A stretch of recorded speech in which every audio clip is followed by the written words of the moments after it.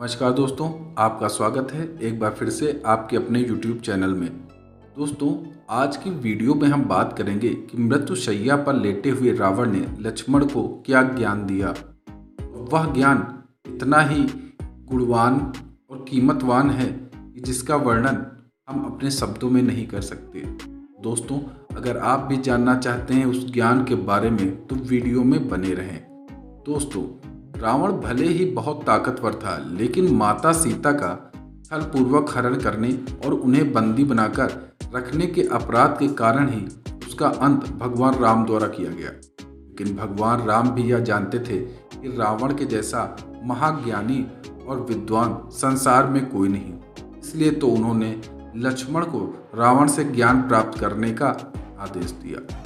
लंकापति रावण राक्षस कुल के राजा थे, लेकिन इस बात से इनकार नहीं किया जा सकता कि रावण की तरह दूसरा कोई व्यक्ति नहीं था। लंकाधिपति दशानन रावण बलशाली, महापराक्रमी योद्धा, परम शिव भक्त, वेदों के ज्ञाता और महापंडित थे। इन गुणों के बावजूद भी रावण को माता सीता के हरण की सजा मिली और भगवान राम के हाथों उसका अंत हुआ। रावण जब मृत्युशैया पर थे, भगवान राम ने लक्ष्मण को आदेश दिया कि वह रावण के अंतिम समय में उनसे जीवन के अहम ज्ञान को प्राप्त कर ले, जो रावण के अलावा कोई नहीं दे सकता। राम ने लक्ष्मण से कहा, तुम रावण के पास जाओ और उससे जीवन की कुछ अहम शिक्षाएं प्राप्त करो। भगवान राम के आदेश पर लक्ष्मण जी मरणासन अवस्था में पड़े रावण के सिर के पास जाकर खड़े हो गए और उन्हें रावण ने लक्ष्मण से कुछ नहीं कहा। लक्ष्मण राम के पास जाकर बोले, प्रभु, मैं बहुत देर तक रावण के पास खड़ा रहा, लेकिन उसने मुझसे कुछ भी नहीं कहा। भगवान राम ने लक्ष्मण से कहा, इसी से ज्ञान प्राप्त करने के लिए उसके सिर नहीं बल्कि चरणों के पास जाना चाहिए। पर लक्ष्मण रावण के चरणों के पास जाकर बैठ गए। इसके बाद रावण ने लक्ष्मण को अंतिम समय में जीवन से जुड़े कुछ गूढ़ उपदेश दिए। रावण द्वारा बताई गई इन बातों का महत्व आज भी इतना है जिसे हर किसी को अवश्य जानना चाहिए।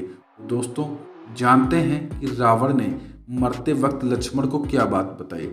सबसे पहले रावण लक्ष्मण से कहते हैं कि किसी शुभ या अच्छे काम को करने में कभी भी देर नहीं करनी चाहिए, लेकिन किसी बुरे या अशुभ काम में जितना हो सके उतना टालने का प्रयास अवश्य करना चाहिए। हमें शुभ कार्य तुरंत और अशुभ कार्य को जितना देरी से हो वैसे ही करना चाहिए। फिर रावण ने कहा, व्यक्ति को कभी भी अपनी शक्ति और पराक्रम का घमंड नहीं करना चाहिए। इतना अहंकार कभी नहीं होना चाहिए कि उसे अपना शत्रु और रोग तुच्छ लगने लगे, क्योंकि छोटे से छोटा रोग भी प्राणघातक हो सकता है और कमजोर शत्रु भी खतरनाक हो सकता है। मेरे लिए राम और उसकी वानर सेना को तुच्छ मानना ही आज मैं तुम्हारे सामने मरणासन रावण ने तीसरा उपदेश देते हुए लक्ष्मण को ज्ञान की बात बताते हुए कहा, व्यक्ति को शत्रु और मित्र के बीच में पहचान करने का फर्क होना चाहिए। हमारी सबसे बड़ी भूल यही है कि हम अपने शत्रु को मित्र समझते हैं, अपने शत्रु को मित्र समझने के साथ साथ हम अपने मित्र को समझना करते हैं। इसके कारण हमें अपने जीवन में बेहद नुकसान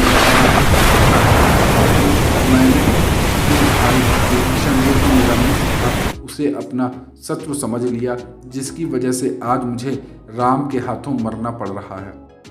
रावण ने लक्ष्मण को ज्ञान देते हुए कहा कि अपने जीवन में गुप्त रहस्यों को कभी नहीं बताना चाहिए, कि वह चाहे कितना भी क्यों सगा न हो। लंका में रहते हुए विभीषण मेरा शुभेच्छु था और मैंने उसे अपने सारे गुप्त राज बताए, लेकिन जब वह राम की शरण में गया तो मेरे नाश का कारण बना। दोस्तों, आपको ये जानकारी क्या पहले से थी? हमें ज़रूर बताएं। आपको ये वीडियो कैसी लगी कमेंट बॉक्स में बताएं। धन्यवाद।